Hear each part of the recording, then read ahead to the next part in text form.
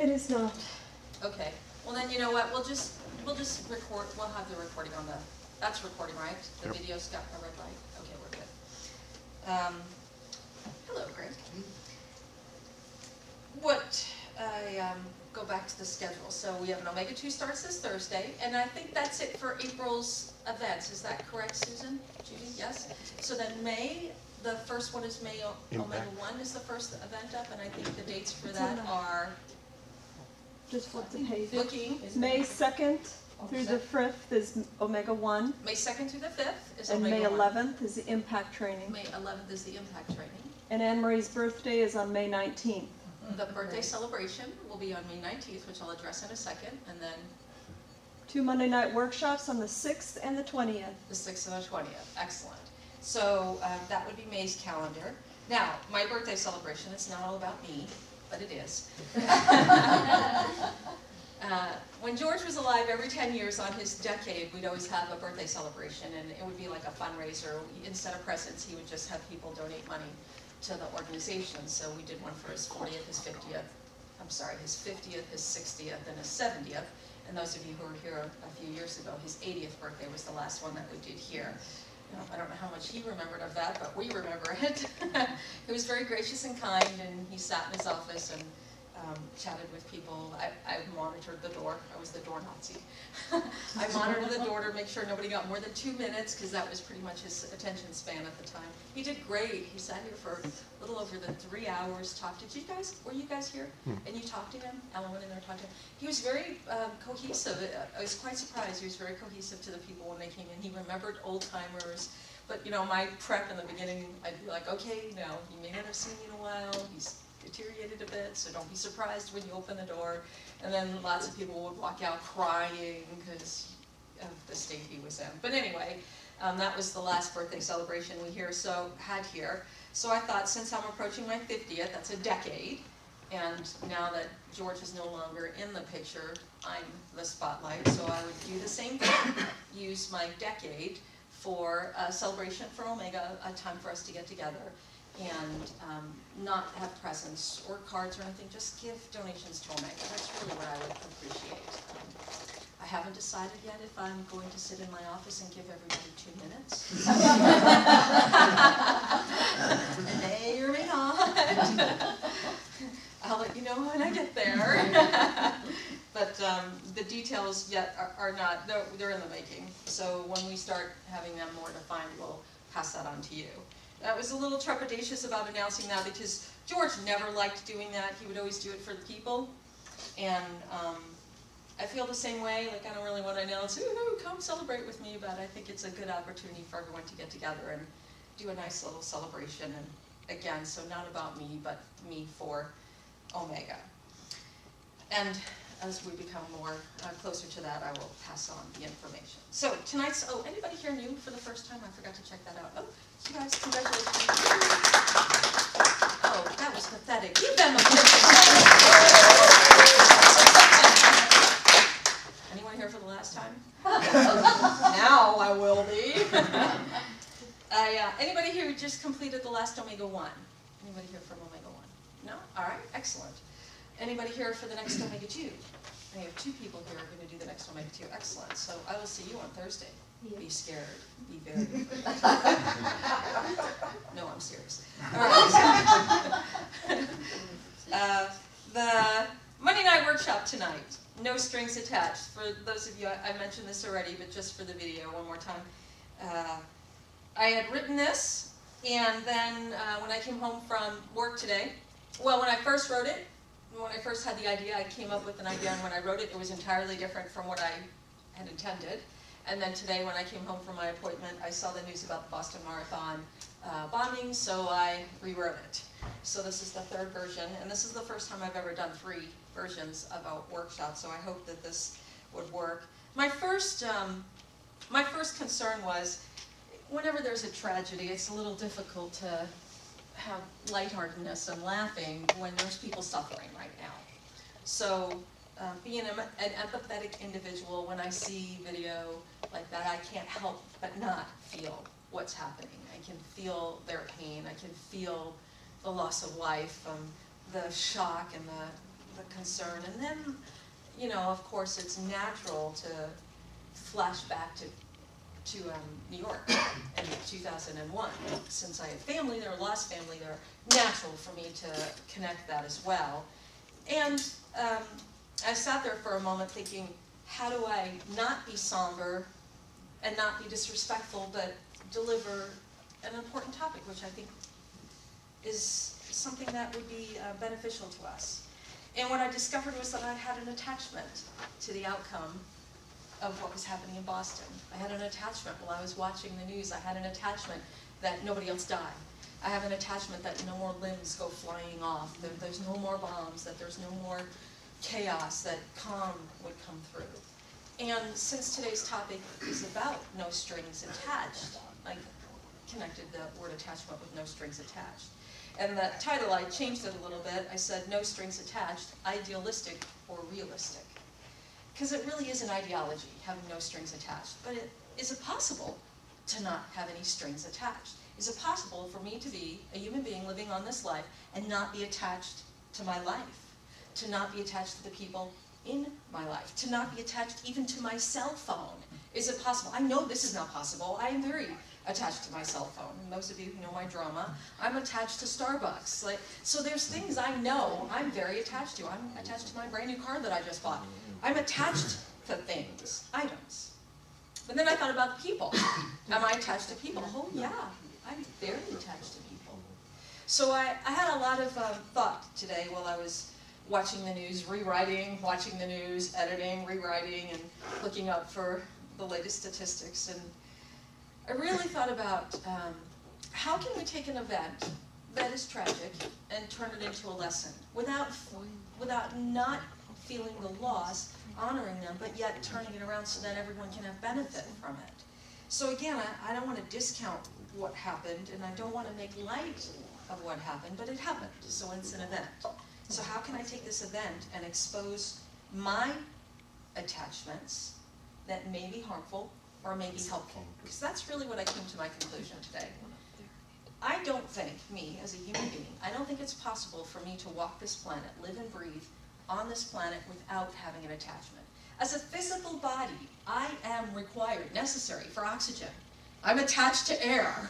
If you try to close off my oxygen, I'm going to fight for it. I'm attached to that. As a creature on the planet, as a physical human being, atoms, everything is made up of atoms. I am attached to the food on the planet Earth. I'm attached to the planet Earth, that it survives, and that we take care of this planet Earth so that our children and our children's children can have a safe and healthy place to live. So there's a clear attachment there. I'm attached to Omega. That's a very easy one for me. Right off the top, I'm attached to Omega. Naturally, I'm attached to this organization. I've been here for somewhat 20 years. I thought to myself, how could I be here for 20 years and not be attached? And then I remembered George. He used to say that this organization, one of the strengths that we had here was that we weren't attached. And I do agree with that, but I discovered I had a limitation. In the classroom, I could stand in front of the classroom and say, okay, you know, no strings attached, the people stop coming, we'll close the doors, the money stops coming in, we'll go to somebody's living room, and really mean it. I mean it when I say that. But the essence of Omega, the spirit of Omega, doesn't die. I've been through 3 shutdowns of Omega. George closed the program down, I think, 4 or 5 times. 3 of them I was through. Sometimes we shut down for 6 months, sometimes a year and a half. I mean, it would vary. And all the time that it was shut down, I was working on reopening it or starting another program, which I did. I started 2 other programs in 2 of the shutdowns. And then the 3rd time was we worked on Delta and opened up as Delta Vector, ran that for 7 years, and then that shut down. So even though we closed the doors, Omega itself was closed, but the idea of the work never died. And that's what I'm attached to. I'm attached to the underlying current of this work. So I'm not attached to this blue carpet or the ceiling or clouds. You know, when we move the building, I'll take these with us. Or I could leave it for the new person who walks in if they desire. But there's no real attachment to the physical building itself. What I really am attached to is the underlying current. I originally had thought about the idea of the 4 universal laws. For those of you who know them, the 4 universal laws, what are they? Anybody guess it? One of them is hanging on the wall. Electromagnetism. I stumped you all. Did you not do Omega 1? So electromagnetism, that's the electromagnetic spectrum. So electromagnetism is one universal law. The second universal law, or one, huh? Gravity. Gravity, thank you. Gravity was another one, and then there's 2 that correlate to each other. Small and large. The Weak and strong. And strong. Weak Nuclear nuclear force and the strong nuclear force. So those are the 4 universal laws. What do the universal laws mean? Well, this is what comprises our universe. Without these 4 laws, we would not exist. So the electromagnetic spectrum, everything vibrates, everything's in motion. That's the electromagnetic spectrum. The weak nuclear force, it comprises of decay. Things must decay to expand. The strong nuclear force, that binds things together. So you have the expansion and collapse, the collapse and expansion of atoms. Then gravity. Gravity is what keeps everything on this planet. Gravity is a force because the planet is spinning. Now, we're not spinning so out of control that we're flying off the planet, but we're also not spinning so slow that we're drifting off the planet. There's a balance, a synchronicity between the amount of spinning that the planet does to keep us here with gravity. That's a force. So that's when I was thinking about force, no strings attached, and a force. When we say no strings attached, when I say no strings attached, I'm thinking of the term unconditional. I'm certain you've said this, no strings attached, meaning, oh, it's unconditional, it's an unconditional gift. I love you unconditionally. I've yet to meet a person who can love unconditionally, because if we loved unconditionally, we'd never get injured. We'd never be upset, we'd never be offended, we'd have acceptance for whatever happened. So loving unconditionally, I haven't met anyone who could do this yet. Most of us are connected, attached to another individual. But it's still a force.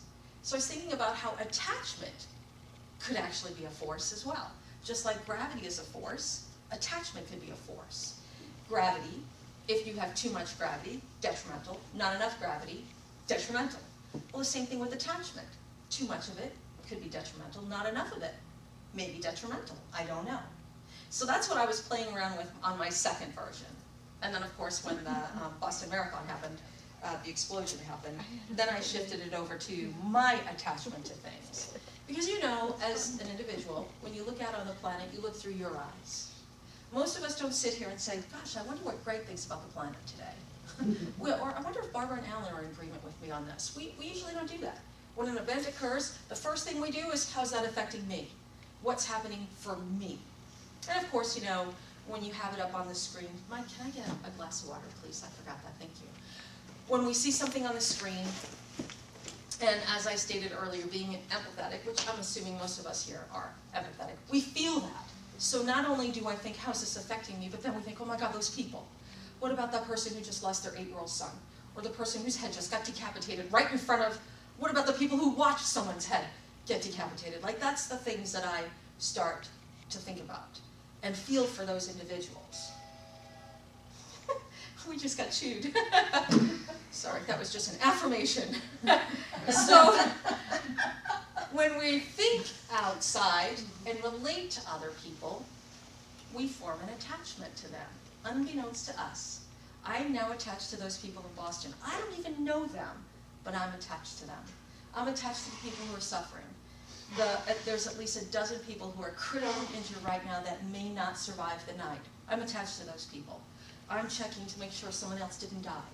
So I've actually formed an unaware attachment. Those people aren't aware that I'm attached to them. They're surviving and living their life the way they are living it. Thank you, Michael. I'm attached to water. Starbucks would have been better, but thank you. So I was thinking of the unaware attachments I make and how they can confine me just as well as the attachments I am aware of. So what are some attachments that I am aware of? Well, when I take on a client, we have a contract. There's an integrity agreement. There's an attachment right there. Don't follow through. I'm not your client. I'm not your coach anymore. Bye. Ends. Just like that. Easy. So it's an easy, clean contract. But what about people who don't have contracts? well, let me just back up for a second. What other things I'm attached to? When I go into a restaurant, I expect to have food that's clean and healthy, that hasn't fallen on the floor, they just picked it up and put it back on the plate and now serving it to me. I'm expecting that the salad I'm eating doesn't have E. coli bacteria on it, that it's actually okay for me. So that's a clear expectation, that's an attachment. I'm attached when I'm driving on the road that the other drivers do not bang into my nice new car. That's an attachment. I have an attachment that when I use my phone, well, first of all, that I can use my phone so that, who am I with now? Sprint will keep the service running so that I am able to use my phone. And then I have an attachment when I call people, they answer the phone. Or when they text me back. Now, I didn't realize how much of an attachment until I sent a text and it wasn't returned. And I went, hey, I sent you a text. Hey, I sent you 2 texts. Like, that's what I became aware of, that I am attached to certain people on the end of this, unbeknownst to them, perhaps. Then the other things I was thinking of attachment of, we could take this anywhere. We have an attachment that people are respectful to one another. That when you walk into the public library, people are going to be quiet. That when you go into the grocery store, no one's going to walk in there with a magazine clip and blow everybody away. I mean, there's certain common attachments that we as individuals and human beings have. As a society, we have attachments that people act in a accordingly higher vibration level.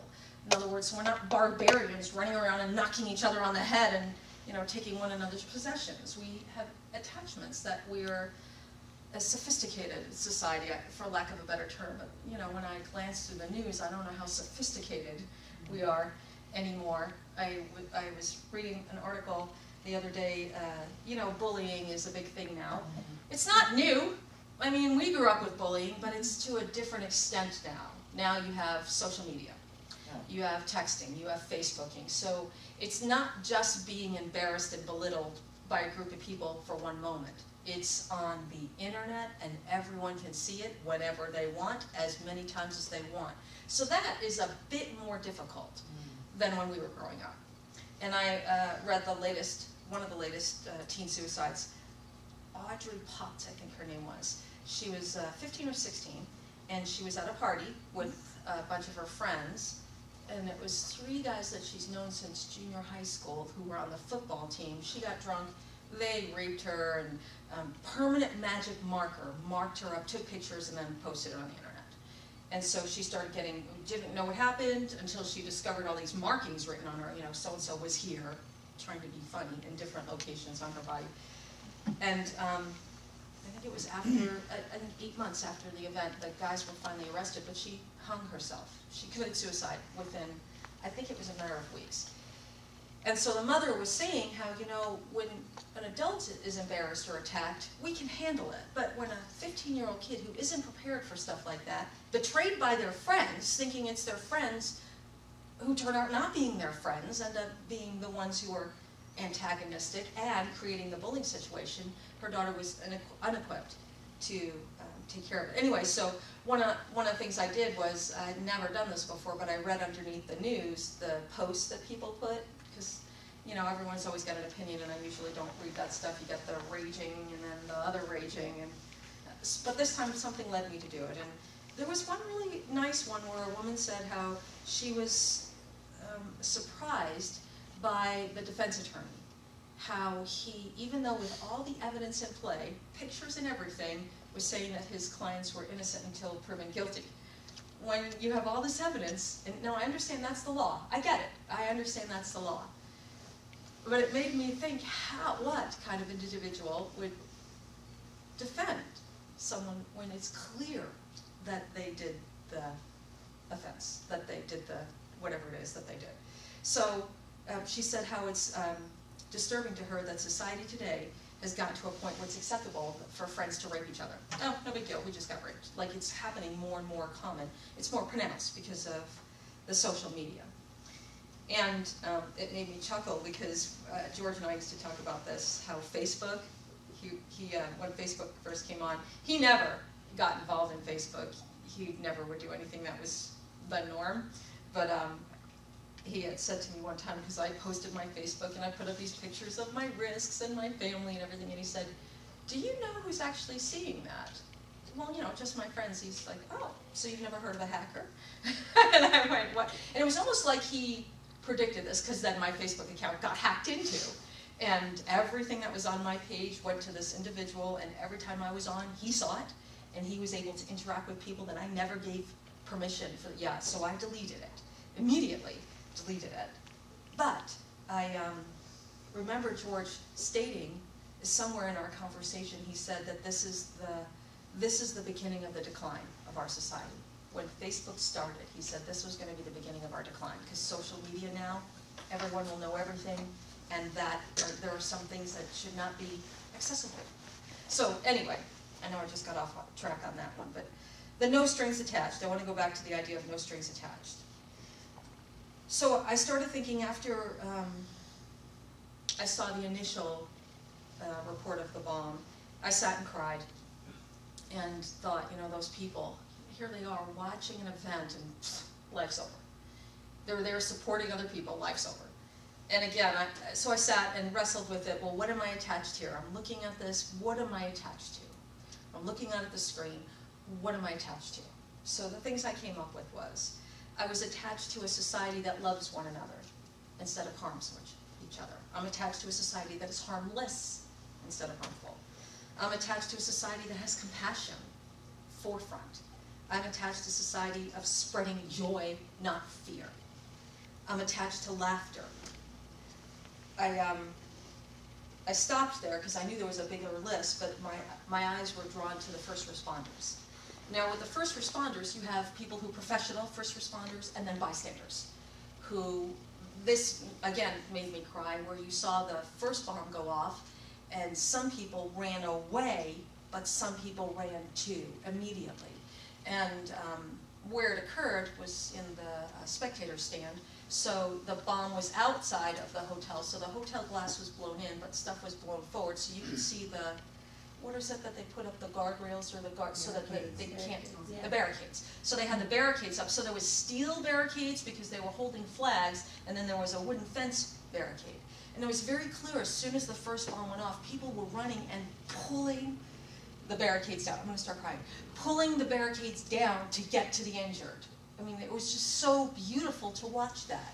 Then when the second bomb went off, the other responders, the cops and firemen, immediately recognized something was wrong, so they started clearing the streets, telling people to run for cover, where they saw that this was being handled, so then they managed the rest of the other people.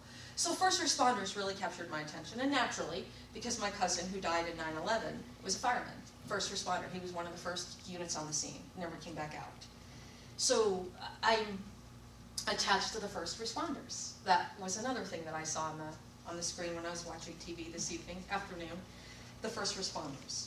I watched how the people who were standing there, immediately recognizing injury, ripping off their shirts and jackets and tying tourniquets, because they knew they had to stop the bleeding. And the immense amount of blood was just amazing to see.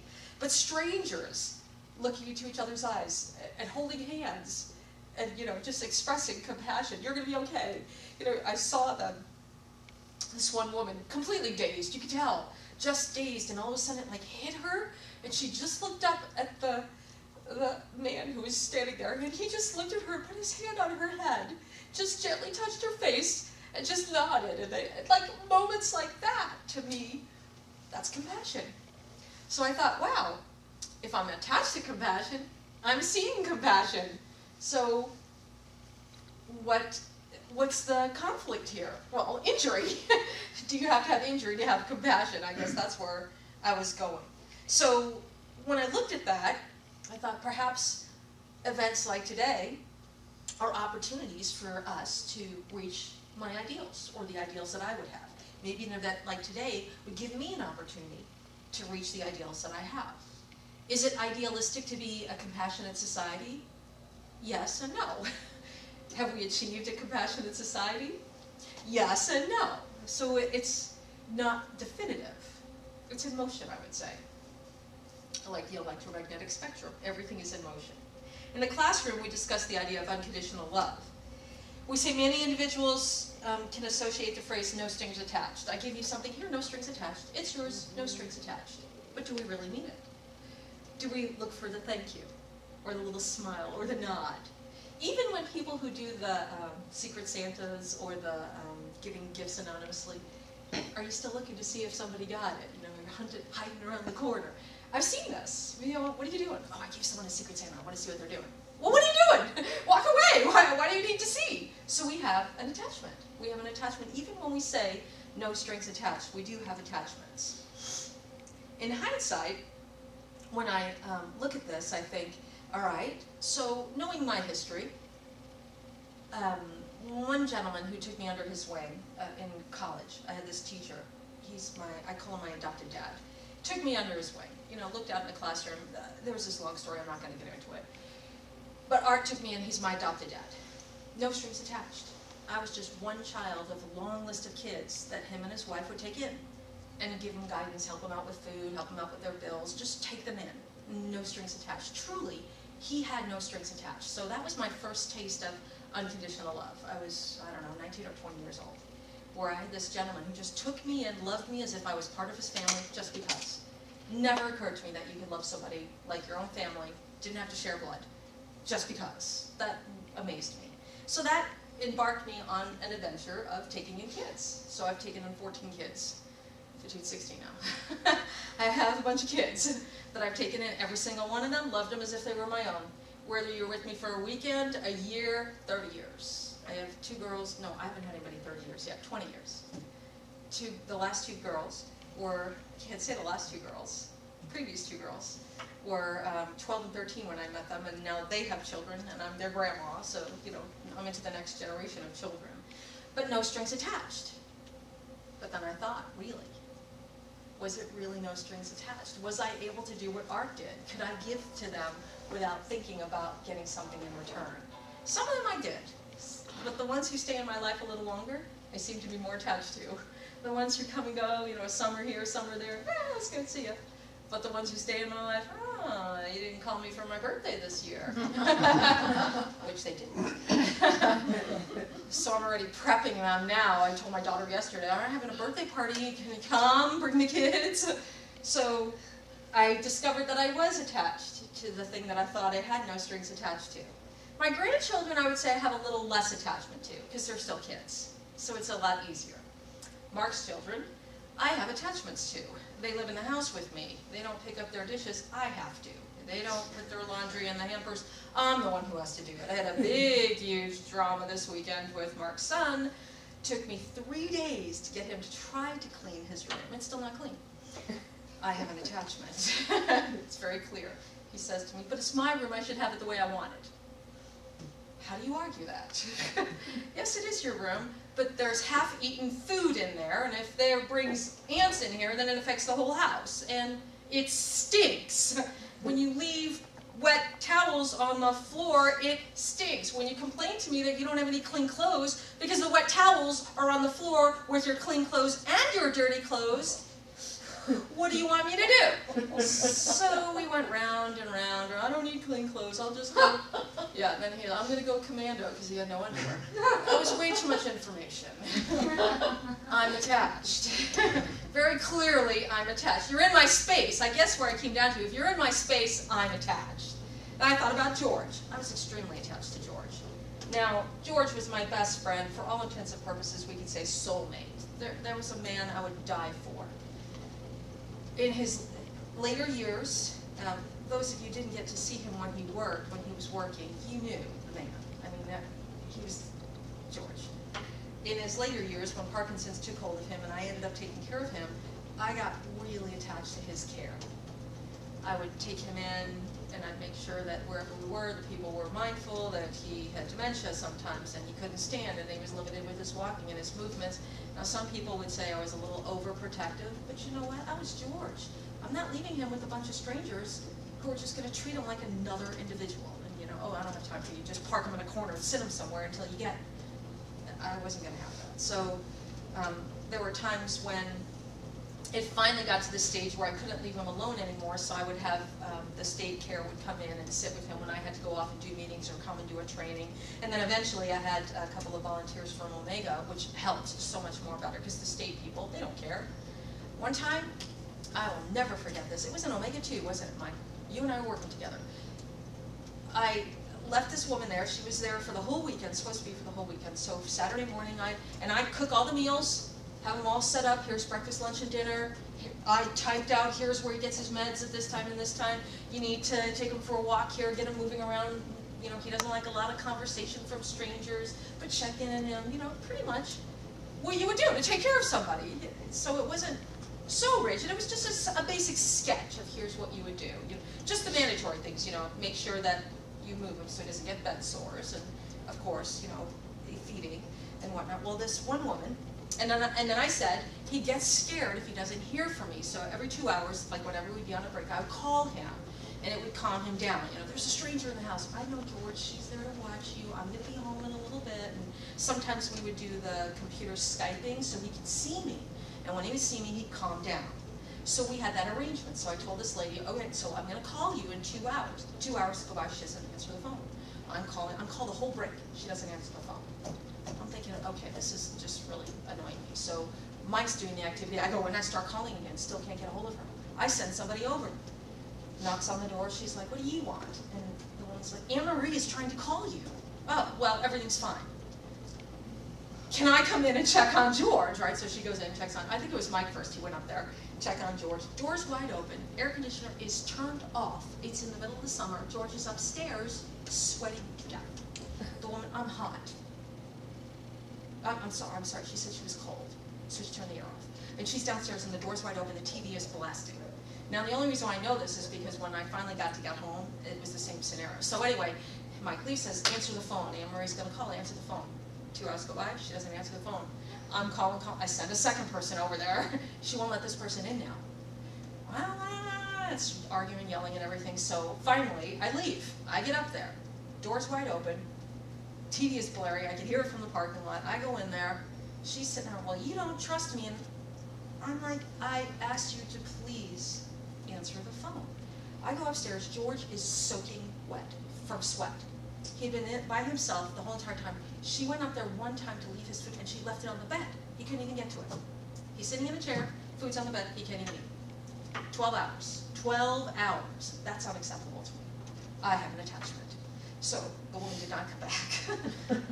But when I look at that, I think there's a good reason to have an attachment. The health and welfare of somebody, that's an attachment. That should be a good reason to have an attachment. So I struggled back and forth on the idea of whether or not we should have attachments. That really was my initial conquest when I thought about this workshop. Is it good to have attachments? Or is it bad to have attachments? Is it right to have attachments? Is it wrong to have attachments? Go back and forth. But that's what I thought about. What's the advantage of having an attachment? What are the disadvantages of having an attachment? So here's what I'd like you to do. Find someone to sit and chit-chat with. The first thing I want you to ask yourself, have a conversation, whether or not you think it's good or bad to have attachments. Give me an example of some attachments that are good and some attachments that are not good. So have a conversation. If I can have your attention, please. I want to do a brief little illustration. Well, actually, I can do that then. That's good. Okay. So, we're talking about attachments. Let's say that a string represents an attachment that I have. Now, let's call this one, since it's blue, George's favorite color is blue, here's George. I have an attachment to George. Now, I also know George had an attachment to me. Obviously, he needed to be here for me too. So we had a strong bond. So it was a two-way attachment. We could say there's a two-way attachment. You could say there's a two-way attachment. Apparently, I can't. There's a two-way attachment. As I stated earlier today, when I looked at the people in Boston, I'm attached to the fact that the room is off-center. Sorry. When I looked on the Boston, one-way attachment. I'm attached to them. They have no idea I'm attached to them. So there was a one-way attachment. But here's a two-way attachment with me and George. Now, when you have somebody who's attached to you in your life and you're attached to them, that's what it's like. They're always with you. They go with you wherever you go. You think about them. They think about you. Maybe consciously or unconsciously, but you're connected to this individual. When they suffer, you suffer. When you suffer, they suffer. It's, you know that song, John Denver, that children, I am not a father, but that little one is mine, whatever. So they suffer. Okay, so we're going to say we have attachments. Then let's say Mark's favorite color is red, so here's Mark now. I have an attachment to Mark. He's in my life, I'm in his life. I've got his children, he's got my children. Yeah, he's got my children too. So now we share families. So now that we have an attachment, the people who I'm attached to are now attached to this individual, and the people he's attached to are now attached to me. So he's just gained 2 daughters and 5 grandchildren, and I've gained 2 children. So our family has now expanded, and I'm attached to them just as they're attached to me. They become attached to me through Mark, and I'm attached to them through Mark. Do you understand that? And the same, of course, would be in Omega. We've got, right here, this is George, but I should actually do another one for Omega. So I'll put people on one second and other things on the other. So here's Omega. I'm attached to Omega, and all that entails. The building, the staff, the facilitators, the volunteers, the participants who attend the volunteers, the Monday night workshops, the newsletters that we write out, the impact trainings that we do. Everything involved in this organization, I'm attached to. Now, is it a two-way attachment? Some people it is, and some people it's not. Some participants I will never see again. Some people stay. So some are developed into two-way, and some remain as a single attachment. Then, of course, let's go with my new car. I have a very strong attachment to this. Does my new car have a strong attachment to me? No. But I have a very strong attachment to my car. So that's a one-way attachment. Then, of course, we can also add, hey, get back through here. What else do I want to add? So I have an attachment to my clients, that they act appropriately, do appropriate things, pay me. I have a strong attachment to my paycheck.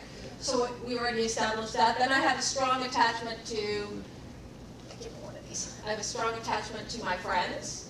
So for each friend, I would have a balloon, but I'm just doing one here. So I have a strong attachment to my friends. I have an attachment to the microphone. So I have a strong attachment to my friends. Of course, we have to say I have a strong attachment to technology. We could add technology in there. Whoa, technology doesn't want to be attached to me. We have a strong attachment to technology. I mean, look at our society today. You go to the grocery store, any store, to purchase anything, it's all computerized. When the computers go down, people are in chaos. I don't know what to do. Some really don't know how to act. Write a receipt, piece of paper. But so that, there we go, let me get this one. So then we have attachments to, I said family already, right? Starbucks. So, what? Starbucks. I have attachment to Starbucks, or put it on this arm. So I have my attachment to Starbucks. But we could also say Starbucks are my favorite food. We could say chocolate. We could say chocolate. Many of you will be surprised my favorite food is roasted vegetables. So roasted vegetables would be there. So I can have food, so I have Starbucks there, so I can say food too. I'm also attached to people who have injured me in the past, let's say. How would the attachment be? I want them, I had a client today tell me that he likes to make people wrong and then he loves to rub their face in it. Oh, He has an attachment. So I have an attachment that I changed this gentleman. So I have an attachment to, I have an attachment to making a difference and a contribution to humanity. That's an attachment right there. It may not be receptacle, but it's an attachment. You can also say that I have an attachment to, so I'll give you another attachment that I would have. exercise, being fit. Exercise and being fit, thank you. I have an attachment to being healthy, not only for myself, but other people in my life. Make sure, that's one of the things I did with Mark's son. Hates vegetables. I've got him eating Caesar salads now, and he actually drinks a fruit smoothie every morning. Never ate fruit before, I came along. So I have an attachment to eating healthy. Excellent, thank you. So we can have an attachment to eating healthy, be physically fit. We can have an attachment to the health of our family and loved ones as well. We want them to be healthy and not suffer. We can also have attachments to, here's this one right there. Environment. We can have attachments to the environment. I was going to go with the planet Earth, so that goes with environment, but also the countries on the planet Earth. I have an attachment right now that North Korea does not throw off a nuclear weapon to us. I have an attachment that North Korea does not throw a nuclear weapon off to us. I have attachments that people on the other side of the planet do not attack fellow Americans. See, what I was trying to do is, if I could get this all in full view, You would literally lose me with my attachments. If I really added every attachment that I had in my life, I have an attachment that this all stays straight. You would lose me with all of my attachments. I would be literally covered up with attachments. Now, one of the things that I remember with George was the idea of attachments. What do attachments do for us? So I've always seen attachments as a bad thing. Always.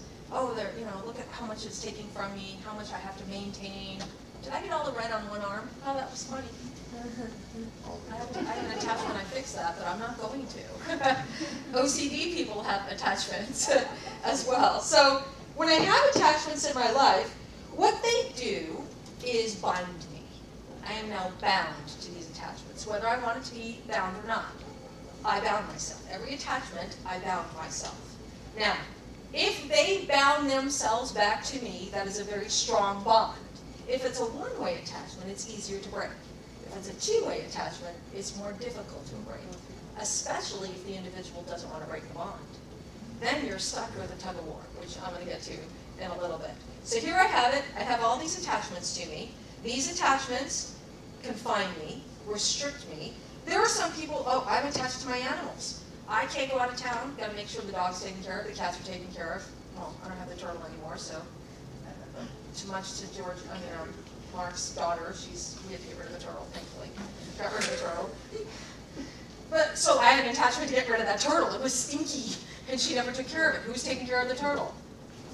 So I have an attachment to animals. So here we have it. We know you're not free to go somewhere because you have attachments now. So if I have attachments to, let's go with my car, since I mentioned my car. I have to pay the car payments. That means I have to have clients. So that means I have to make sure that I have an income. All of that is relied on the car. That's just the car. That doesn't include my mortgage. It doesn't include any vacations that I want to go on, clothes or Starbucks or chocolate. All of those require expense, so that means I have to work now. Those are my attachments. I was thinking about, I knew a gentleman who went and lived in a commune. You know how when people live in communes and everyone works together and raises each other's families and whatnot. So when the kid went, I want to say he was about, I think he was about 19 or 20 when he took off. Total hippie, long hair, got the goatee going on, wearing the flannel clothes, the beads, the prayer beads everywhere. His girlfriend was pregnant. They went up to Seattle to go live in this commune. They're going to raise this baby in a good environment. About 5-6 years went by, and I met him again. Totally shocked, completely confused. His hair was shaved, he had a business suit on, he was like a lawyer or something, I don't know, just some really obscene, not what I would have thought of. I'm thinking hippie granola head, and now he comes back Mr. Corporate America. I looked at him and said, what happened? I thought you went to the commune to all work together, and he said, oh, bureaucratic. It was all bureaucratic. Everyone's running over, everyone's telling each other what to do. He said it was more politics in the commune than there was in the country. So he decided to go over to corporate America rather than in the commune, which I thought was very funny. And now I've always heard about communes, and I never met anybody who went to live in a commune. Now he's not the only one I know who lives in a commune. I'm very familiar with the gentleman who lives in a commune, the man who runs Reedus Mountain. For those of you who know Reedus Mountain, Peter Bigfoot is his name. No, I'm not kidding, that's his name, Peter Bigfoot. I don't remember what his last name is, but he goes by Peter Bigfoot. Commune, they live off the land, invite people in to come and teach them how to live off the land, desert survival and whatnot. He loves it. He's a total Grizzly Adams. If you saw him, you would think Grizzly Adams, a slender Grizzly Adams, and that's him. He works the commune perfectly, but it works for him. So he's in charge. So he doesn't have to worry about the bureaucracy. Hey, this is kind of nice. He's in charge. He doesn't have to worry about the bureaucratic system. He creates it. Now, I actually did that on purpose because that's another thing for us to think about. When you're attached to people, they can pull your strings, can't they? They can make you go one way or the other. If you want to go someplace and you love them and they want to go another, okay, we'll go do this. When I first got my car, convertible, do I have to say that again? It's a hardtop convertible. So Mark's kids are a little dorky. I just said it. They're a little dorky, socially inept. They're struggling through falling into their groups. So his daughter is going to junior high school. It's new for her. She only has one friend. She's out of district in this high school because it's a better school, so she only has one friend that's there. Larger school, so she doesn't have her group. So she's embarrassed. So I can't imagine any child being embarrassed about getting a convertible. But you know, she first loves it, until one day I drop off at school and this kid says, "Oh, what do you think you are cool now just because you have a convertible?" That was it. It ruined her experience. So every time I pick her up, put the top up, put the top up, put the top up, I'd be like, "Are you kidding me? I waited 50 years to get a convertible. Top stays down." But I would look at her and I'd see her crying. I'm terrified. She'd duck her head. I'd put the top up for her. So I have an expectation. She's pulling on my strings. Top goes up. I want the top down. Top goes up. Until finally, we have a party at her house. We threw a surprise party for one of her friends, and I went in there and said, "How many people in here think a convertible is cool?" All the kids, woo! I drive them around in the convertible. Now she's the most popular girl in school because I have the convertible and everybody wants a ride. I pulled her strings. So that was a two-way deal right there. She pulled mine, I pulled hers, now I have my way.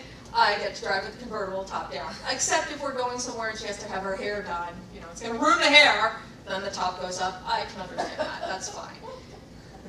But that's a good picture of how when somebody's attached to you, they can actually change your decision making because you have to consider them now. Many times when before George got sick, I used to do, my microphone fell again. Before George got sick, I used to go on adventures every year, take a risk every year. One big, huge risk I would do every year. Once he got sick, I had to stop. I couldn't go anymore. So even though I wanted to go on these adventures, I had to stop. Somebody's strings are pulling me. Now, it wasn't begrudgingly. No worries, I'm done. It was easy to do. But there are some strings that get pulled that are hard. I don't want to do this. I don't want to do this. Joseph, pick up your room. I don't want to do this. So that's a hard string. Then you have force. People who get into a control. Power struggle, that's the word. When George was teaching us years back about, this is really annoying. When George was teaching us a few years back on facilitator training, he would say never get into a power struggle with a participant. Once you start a power struggle, you will lose. Even if you win against that person, you lose the group. Because nobody wants to see a power struggle.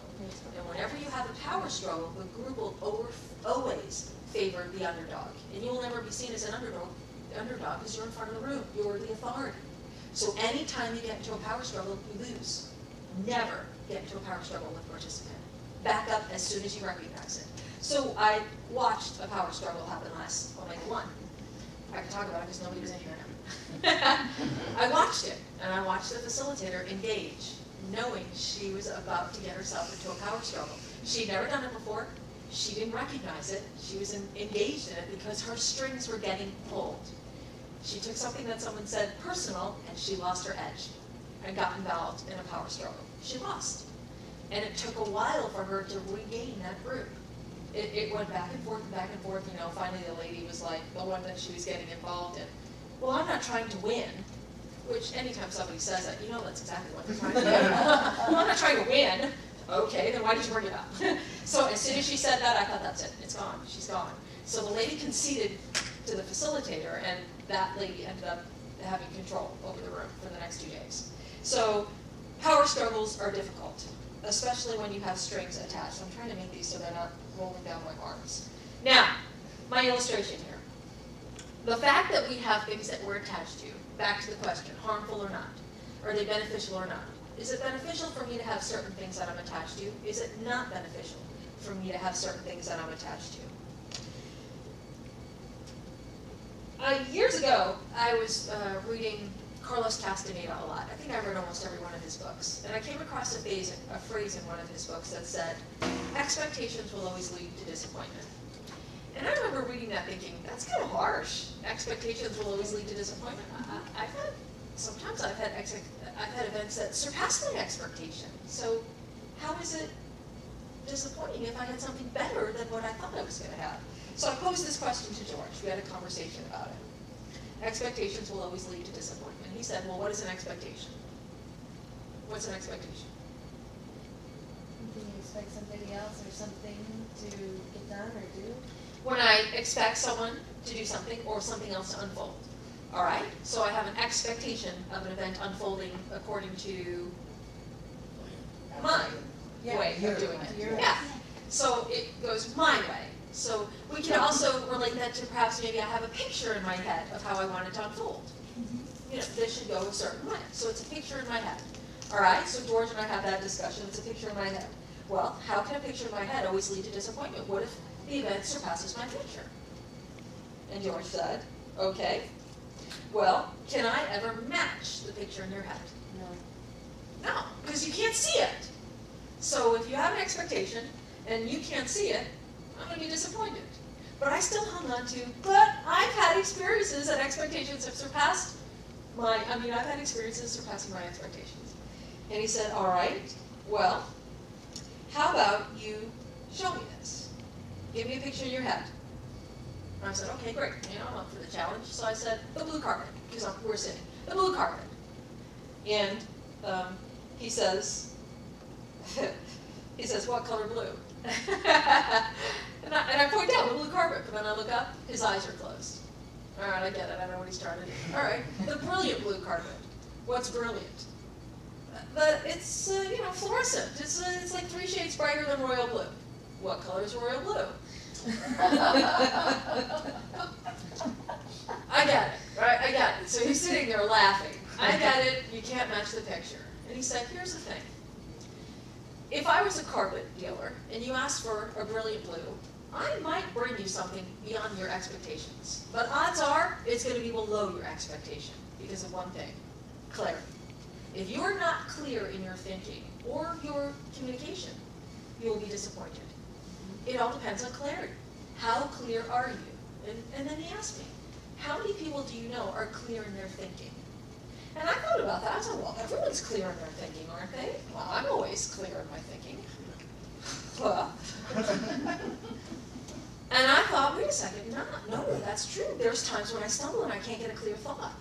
So if I'm having an expectation and I can't get a clear thought, how can you ever know what I want when I'm not even clear on what I want? And then, what about if I am clear on what I want, but I'm not clear in communicating it? You should know. Well, you should know you're supposed to bring me a rose when you're upset with me. You should know that when you come home, you kiss me hello. You should know you're supposed to kiss me goodbye before you leave the house. Like, those are, how do they know? Well, you should know. We have a society of you should knows. You should know things. So I started thinking about all the you should knows that I had. I didn't appreciate that. So I get the idea that communication and thinking has to be clear. So it's all depends on my communication and my thinking. So then I thought, what if I have these connections to people and I wasn't clear on my thinking or my communication when I made that connection? And then I turn around one day and say, why am I with this individual, job, house, organization? Why am I here? Because I wasn't clear when I first made the connection. And then what do you think we do? No, we blame this. Look, you trapped me. You're the one who trapped me. You lassoed me. You lassoed me. I'm stuck here because of you. You tricked me. So I throw the blame up there, forgetting that I'm the one who joined. I'm the one who participated. I entered into a contract with whatever a binding contract. I entered into a binding contract. Conscious or not, it was a binding contract. So I'm bound. George said that I want to make sure I say this. He said, he may have developed a blue carpet better than you expected. However, odds are I will deliver a carpet that's less one you expected. It's all about clarity. If an individual is unclear in their thinking, what chance do we have to match the picture in their head? If a person is clear in their thinking as well as in their communication, there should be no need for disappointment or excitement because the picture will be matched. It should just be acceptance. Oh, thank you. Just acceptance. But you see, being excited is an attachment as well. Oh, you did it! Yay! That's what we do with our kids. You brush your teeth. Oh, you got it right! Yay! And we encourage them. We have an attachment. So there's a positive one on the attachments as well. So the question I posed myself was, how do I live in a world, physical, emotional, mental, without expectations? Every expectation is like a string that's attached to me. Every person I have in my life, I'm attached to. Whether I want to admit it or not, I'm attached to them. Again, we've identified with these. And it's items too, so physical, emotional, mental. I'm attached to my mental thinking. Don't challenge me, I know what I think. Don't give me a thought that I don't want to have. I love when you have people who, not that I mind it, but people who always give you unsolicited feedback. So I have many individuals who love to give me unsolicited feedback. I'm trying not to pick on people. I have a particular individual who loves to give me unsolicited feedback, you know, out of care and concern, protection, whatever. You get unsolicited feedback every time you talk to them on the phone. It's unsolicited feedback. Are you doing this? Are you doing that? Did you do this? Did you should do this. You should do that. How should you run your life? Constantly unsolicited feedback. There's a bond that cannot be broken. No matter how many times I've tried, that is a bond that cannot be broken. I'm trying to be as delicate as I can so we don't have to edit the video without me actually announcing anybody's name. So, but I'm sure, I hear people chuckling, so I'm sure you know people like this, where they have attachments to how you live your life, and they will tell you every time they speak to you how you should be living your life. Lots of family members get involved in this illustration as well. Okay. I didn't disclose anything to that. Okay, so You just hit the nail on the head. I can make safe assumption that the people I'm attached to are also attached to me. I already said that. I can make that a safe assumption. The people I'm attached to are attached to me. There are some people I'm attached to that may not be attached to me. But for the most part, the people that I'm attached to, I can say they're attached to me. My grandchildren are very attached to me. My youngest granddaughter is extremely attached to me. My oldest granddaughter is attached to me as well. The ones in between could care less. No, I'm kidding. All the kids are attached to me. I'm attached to them. That's an easy thing. I'm attached to, well, obviously I said I was attached to George. I was attached to, I'm sorry, I don't need to be distracted by these. I'm attached to having them appropriately positioned on my hands. I was thinking about the things that I was attached to. So people are things that I'm attached to. I'm attached to Omega. I'm attached to organizations, to businesses. I'm attached to the success of my friends' businesses. I want them to succeed. So because it's my friends, I want that business to succeed as well. I'm attached to my car, my laptop, my phone, even my bank account. Everything I can possess, I'm attached to. I'm attached to my videos. I'm attached to my videos being in alphabetical order. I'm attached when somebody takes a video, they put it back in the place it's supposed to go into. I'm attached to the fact that I'm looking for miscongeniality and it's not under M, it's under B. That'll be placed back under M. Not that that's an issue. Never. But we have, some people have quirky attachments. We do. We have little attachments that it goes in. People who have OCD, we have things that are attached. It has to be put in the right place. Susan told me this one funny story. She said remember she came down to visit me on lunch one time at work, and I opened up one of my filing cabinet drawers and I had like 3 boxes of cereals in there. Captain Crunch, Fruit Loops, and I don't know what was the other one. I think those were the two. Oh, just Captain Crunch and Fruit Loops were traditionally the two. And then Linda Schulten, for those of you who know Linda Schulten, she's one of our facilitators, she told me a story which I did not know, but she said she remembered the first time she ever saw me eating Fruit Loops. I would put the Fruit Loops in my hand, and then I would eat all the red ones, then all the yellow ones, then all the green ones. I'm completely unaware of doing this. I'm just doing it. She drew it to my attention, and I looked down, and I looked what was in my hand, and I thought, oh my gosh, that's really funny. So I put the whole scoop in my mouth. I didn't like it. I'm sure it didn't make a difference, but I think just in my mind, all the colors had to be together. I was completely unaware that I was doing that. So I had an attachment that, you know, the colors of Fruit Loops all went. I don't eat Fruit Loops anymore because they're not healthy, but in the day that I used to eat Fruit Loops, although you will find a box of Captain Crunch somewhere, I'm certain, and it's corn. That's my justification, it's corn.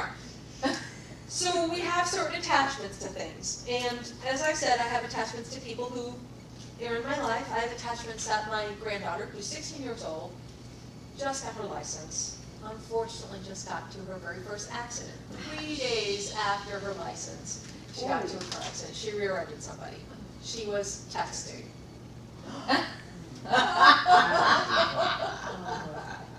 Just to prove, no matter how many times you tell somebody something, They will not get it until they get it.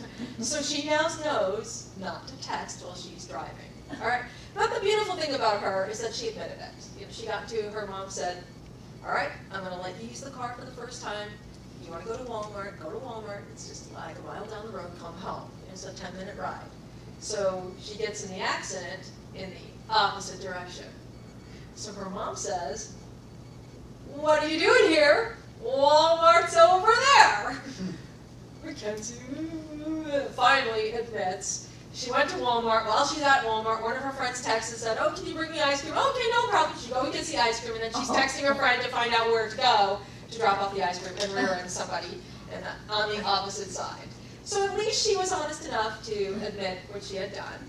And I have an attachment that my granddaughter does not drive and text and inadvertently kill someone, because that's how people die. When you're texting and you rear-end somebody and you kill people. I have met people who have done that. They have killed people because they were texting. It's vehicular manslaughter. I have an attachment. My 60-year-old granddaughter does not go to GD because of vehicular manslaughter, because she's texting. Clear attachment. So there are certain attachments I'm very strong on, and some that, you know, I'm not really attached to whether or not her friend got her ice cream. I don't really care about that aspect of the whole scenario.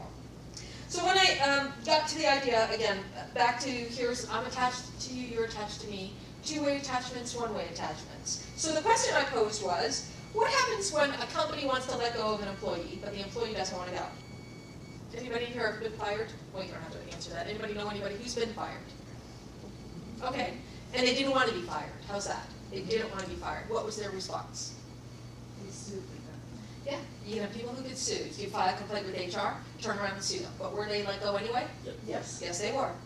So in that, that's a binding contract. When you work for a company, you know there's a potential of you getting fired. So whoever's the most powerful, the one with the upper hand, is going to win. So in that instance, an employee can get rid of an employer. I'm sorry, an employer can get rid of an employee. Now there are some times when there's an unjust situation where if an employee uses the union might be more powerful than the company, and restitution can be taken care of. So it really seems to go with who's got the power there. Then I thought, okay, what about when you have an individual in your life who you no longer want them in your life, but they don't want to leave? What do you do? So it's easy for me to let go, but they're not letting go. What do you do? She said restraining order. Be strong.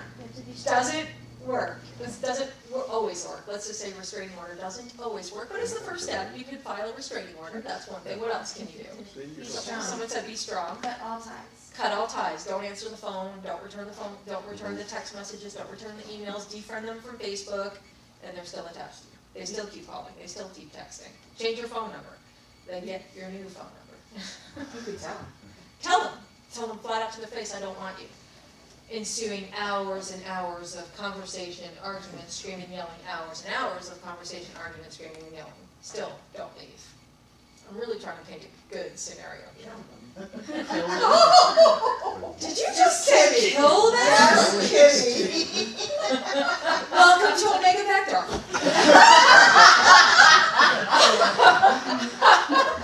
If I had a pin, I would have popped that. You should have known. Oh my I was gosh. just kidding. You're saying you can't But do you're that. right. There are some people who resort to that. They would. They kill them. They kill them to get them, eliminate them from. Oh my God! I'm sorry. I have to sit down. That's an extreme thing that you could do. So I know that I've had instances in my life where I've had people that I didn't want in my life anymore, but they wouldn't go away. They have to leave. You have to leave. Sometimes you have to leave. Sometimes you physically have to leave and relocate, and sometimes they'll follow you. I mean, I'm not trying to paint a terrible picture, but there are things that can happen when somebody who's fixated on you until they find someone else to fixate on. So I've actually done that where I should admit to that. Never mind. So what I was thinking about was when I want to eliminate somebody who doesn't want to be eliminated, what do you do? Choice of words. I just realized what I said. should not use the word eliminate. When I wish to cut the strings of an individual in my life and they don't want to be cut, what do we do? What are some of the challenges that I came up with?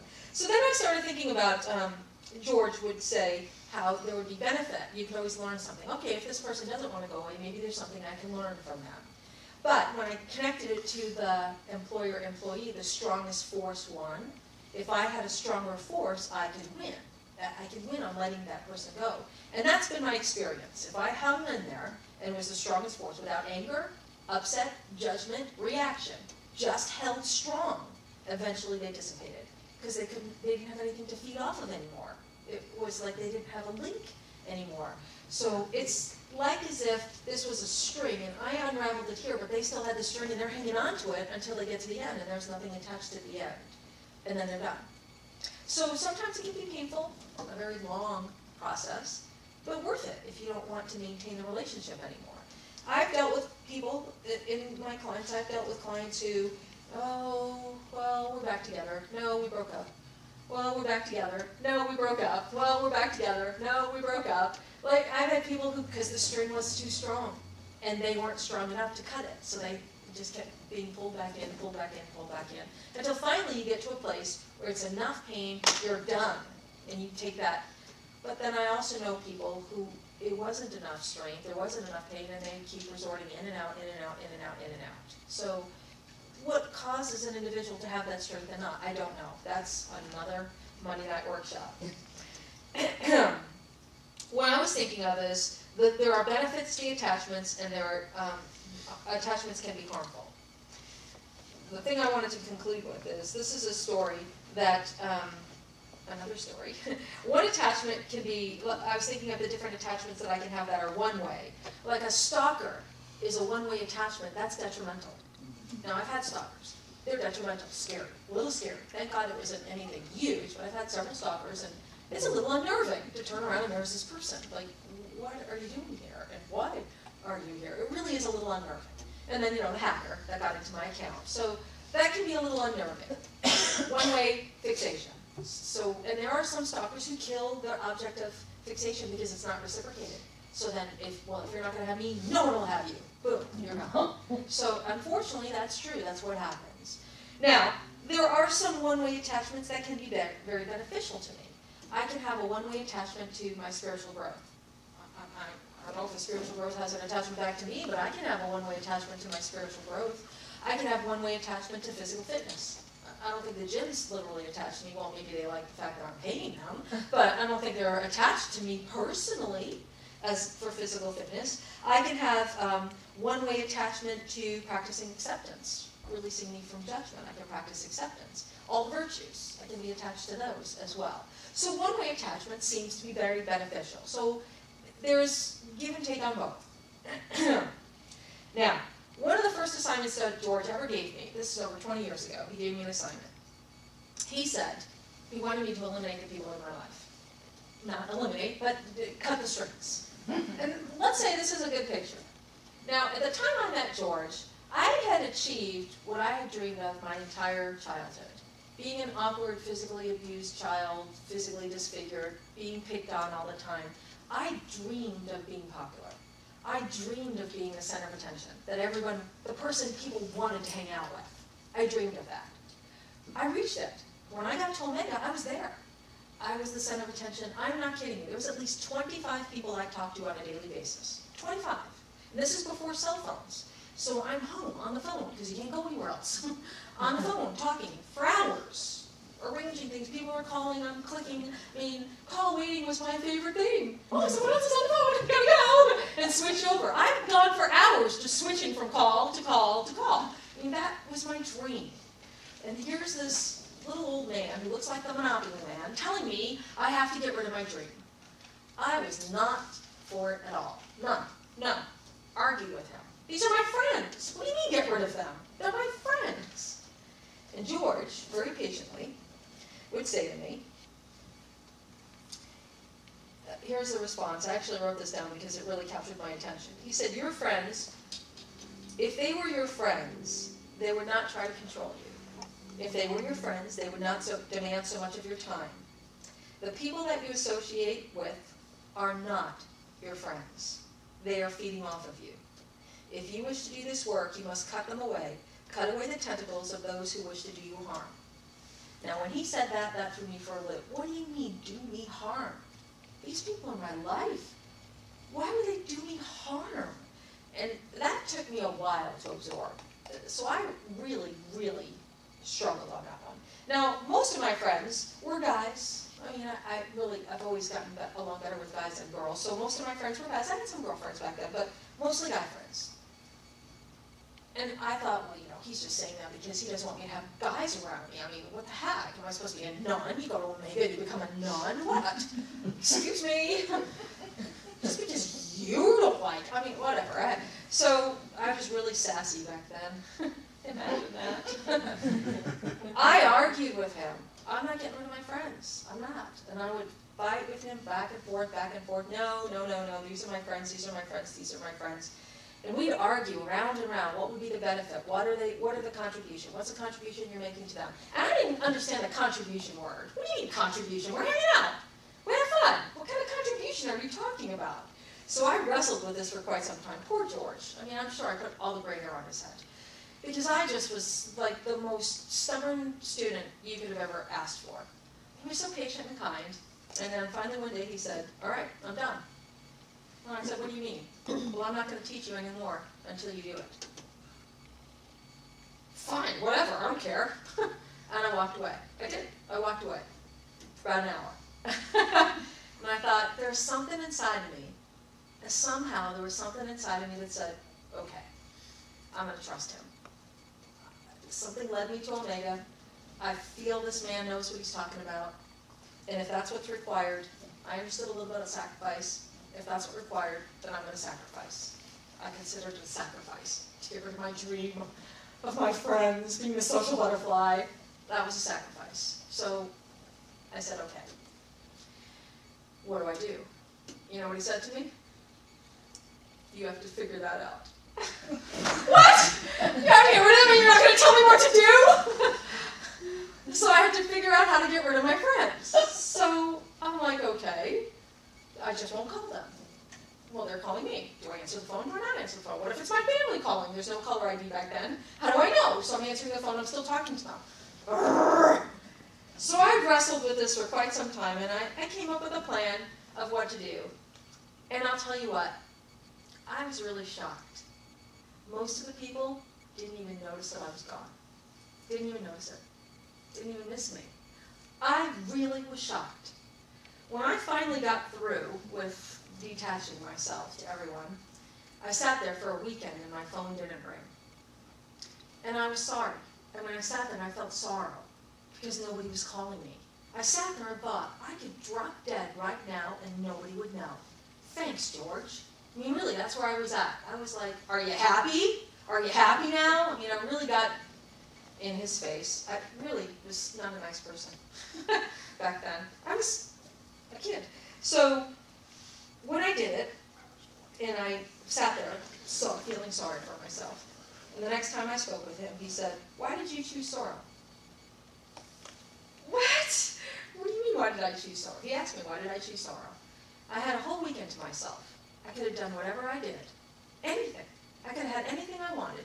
And I sat for an entire weekend crying because nobody was calling me on the phone. He said, why didn't you call me? You could have picked up the phone and called me. Didn't even occur to me.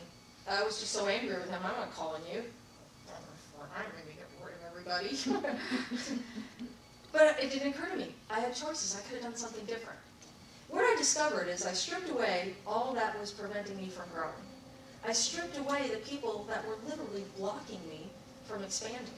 I stripped away things so that I could see clearer. I thought I was seeing. I thought I had a good life. I thought I had achieved. I had made it. And what George explained to me in his wisdom was I didn't make it. I hadn't arrived. I hadn't even started. That's what I really got. What I discovered, though, is by eliminating all of the things that were not in alignment with me, it set me free. When I eliminated the things that were not in alignment to me, and I attached myself to the things that were in alignment to me, that is when, sorry, hold on, I'm trying to be dramatic here. That's when I found myself. That's when I found my purpose. That's when I had a sense of clarity, understanding, compassion. That's when I got compassion. I could let these people go compassionately. I didn't have to be angry with them. Some of them were upset, but most of them really didn't even notice, didn't even care. And to tell you the truth right now, I couldn't even tell you who the people were that were so important to me. Well, maybe 2 or 3, and that's it. I could not tell you the names of the people that I needed to maintain in my life. I set myself free so that I could do this work. If I had to maintain all those people, I would be able to do this work. But I attached myself to George and to Omega and to, specific other things that I'm not getting up. Starbucks. So I attached myself to things that are in alignment with me. And once I found alignment, then this was not harmful. Then my attachments ended up being beneficial to me. They actually ended up serving me as I served them. So I was able to create a 2-way attachment to an organization, a 2-way attachment to an ideal, or a 2-way attachment to a thought form, just through clearing away everything else that was not necessary to me. So I came to the understanding, today, the attachments are not all disastrous.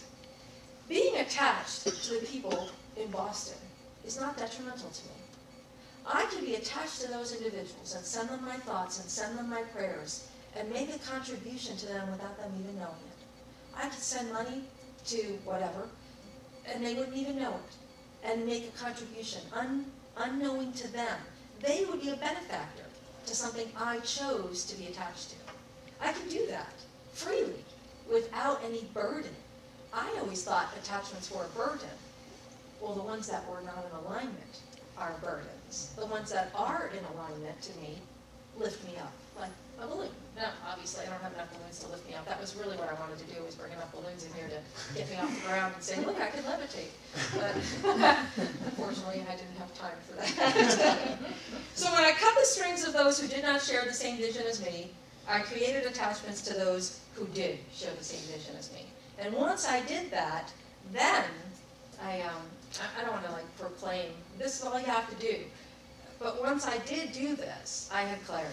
Clarity in my thinking, clarity in my speaking, clarity in my actions. I really reached a place of clarity, of knowing what I wanted to do with my life, being in alignment with what I wanted to do with my life, doing what I wanted to do in my life. All of that came just by being able to cut the things that were unnecessary. So you can kind of connect this back to the idea of pruning, but I really like the attachment idea, how strings are attached to us. Now, are some people still attached to me and I'm not attached to them? Oh, you bet. But I don't have it binding me. I've reached the place that you can be attached to me, but I don't have to reciprocate. So, okay, you're attached to me. No problem. And I don't have to reciprocate it. I don't have to base my decisions because so-and-so is attached to me. My decisions are based on the ones that I'm attached to in alignment with what I'm attached to, not by those who are attached to me. Does this comprehend? Am I making a good connection here? All right, excellent. So since I am doing that, and I do have an attachment right now, if I could use the expression, when 2 or more are gathered, there's prayers more beneficial in numbers. So I thought I would pull a Richard Gere right now and have everyone close your eyes and just send love, compassion, strength to Boston. Just take a deep breath. Just think about people. Those who are suffering, send them strength. Those people who've lost their limbs, send them courage. Those people who've lost their lives, send them guidance.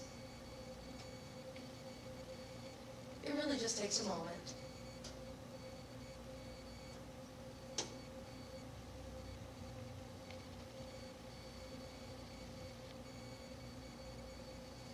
Thank you, I appreciate that. So thanks for being here.